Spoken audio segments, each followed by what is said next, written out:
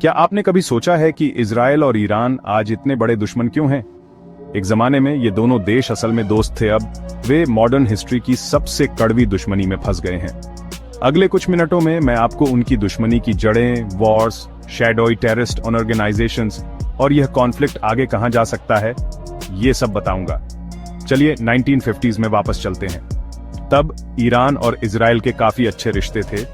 Iran Shah Reza Pahlavi के leadership में एक सेक्युलर देश था और यकीन मानिए या नहीं, इजराइल को ऑफिशियली रिकॉग्नाइज करने वाले पहले मुस्लिम देशों में से एक था। लेकिन 1979 में ईरानी इस्लामिक रेवोल्यूशन के साथ सब कुछ बदल गया। ईरान एक इस्लामिक रिपब्लिक बन गया और नई सरकार ने इजराइल को शैतान करार दिया। उस पल से ईरान की लीडरशिप ने एक क्लियर गोल सेट किया, इजराइल को मैप से मिटा देना। लेकिन ईरान इजराइल से फेस टू फेस नहीं लड़ता है, इसके बजाय यह एक प्रॉक्सी वॉर लड़ता है, दूसरों को सपोर्ट करके लड़ना। ईरान ने लेबनान में हिजबुल्लाह और गाजा में हमास जैसे ग्रुप्स में पैसा और हथियार डाले हैं।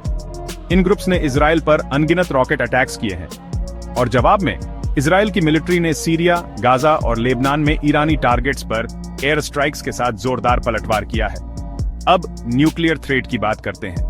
ईरान का न्यूक्लियर प्रोग्राम इजराइल का सबसे बड़ा नाइटमेयर है।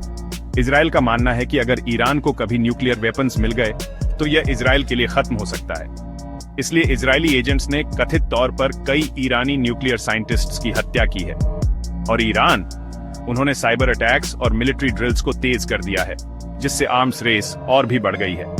2020s में आगे बढ़ते हैं, टेंशन नई ऊंचाइयों पर पहुंच गई।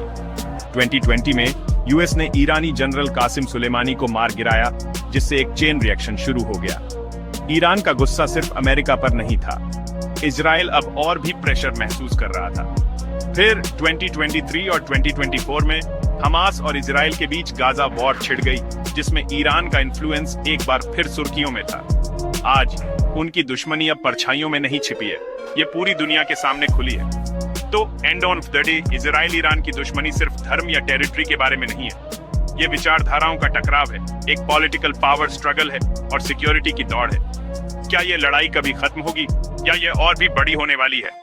आपको क्या लगता है? मुझे कमेंट्स में बताएं और इस वीडियो को लाइक और शेयर करना ना भूलें।